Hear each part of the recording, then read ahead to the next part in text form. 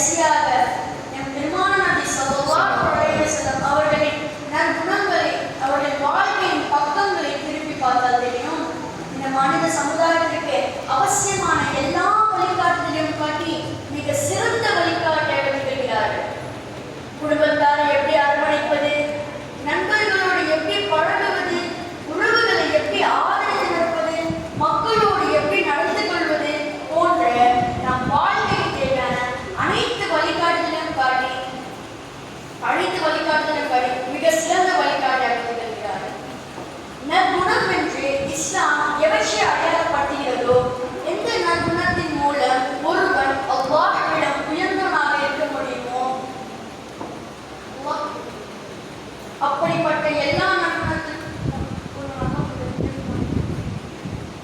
மக்களிடம் சிறந்தவனாக இருக்க முடியுமோ அப்படிப்பட்ட எல்லா நற்குணத்திற்கும் பிறப்பிடும் மூலாதாரம் என் பெருமான நபி ஸல்லல்லாஹு அலைஹி வஸல்லம் அவர்கள் தான். ஒரு மனிதன் உமர் ரலியல்லாஹு தஆலா அவரிடம் சென்று அண்ணல் நபி ஸல்லல்லாஹு அலைஹி வஸல்லம் அவர்களின் நற்குணங்களை பற்றி எனக்கு கூறுங்கள் என்றார்கள்.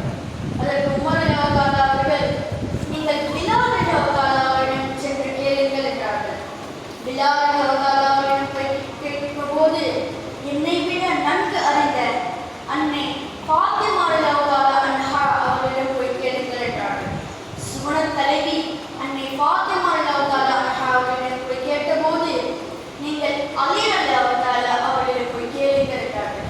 கடைசியாக அலி ரலியல்லாஹு தஆலா அவர்களிடம் சென்று கேட்டபோது, இந்த உலகத்தில் உள்ள எல்லா பொருட்களிலும் சொல் என்றார்கள்.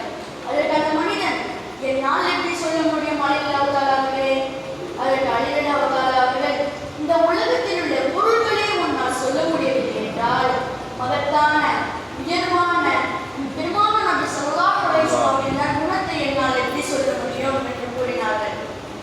இவ்வளவுதான் என்று மட்டிட்டு சொல்ல முடியாத அளவுக்கு ஒட்டுமொத்த நற்குணங்களின் முழு உருவமாக பூமா நபி அவர் கூறினார்கள். மணிக்கும் பண்பலராக, பெருமையின் சிகரமாக, வீரத்தின் விளையமாக, விவேகத்தின் எடுத்துக்காட்டாக, அறிவின் உச்சமாக, கொடையில் தண்ணீர் கற்றவராக வாழ்ந்து வழிகாட்டினார்கள். அல்லாஹ் தன் திருமறையில் கூறுவான், நிச்சயமாக நீங்கள் மகத்தான முடியவராகவே இருக்கின்றீர்கள். அல்லாஹ் சொல்ல வருவது, எல்லா நற்குணங்களும் என் பெருமான நபி ஸல்லல்லாஹு அலைஹி வஸல்லம் அவர்களின் காலுக்கு கீழே தான் உள்ளது. என் பெருமான நபி ஸல்லல்லாஹு அலைஹி வஸல்லம் அவர்களின் நற்குணத்தின் மகத்துவத்தை நாம் புரிய வேண்டும். நாகரிகம் இல்லாத, படிப்பறிவில் மிகவும் குறைந்த, சரியான கொள்கை கோட்பாடு இல்லாத, மூட நம்பிக்கை விஷயங்களில் மூழ்கி திகழ்ந்த ஒரு சமுதாயம். வரலாறு அறிவோ விஞ்ஞான அறிவோ சொல்லி காட்டும் அளவுக்கு வரலாத ஒரு சமுதாயம். யாருக்காகவும் எதற்காகவும் தாங்கள் கொண்டிருந்த கொள்கைகளை விட்டுக் கொடுக்காத அறிவியல் சமுதாயம்.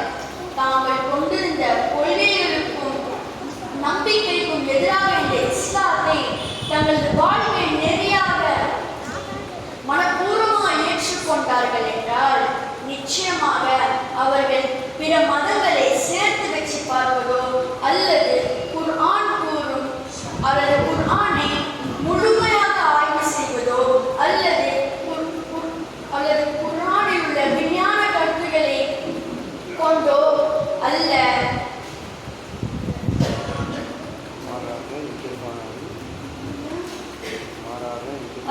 மாறான என் பெருமான நபி ஸல்லல்லாஹு அலைஹி வஸல்லம் மக்களிடம் உயர்ந்தவனாக இருக்க முடியுமோ,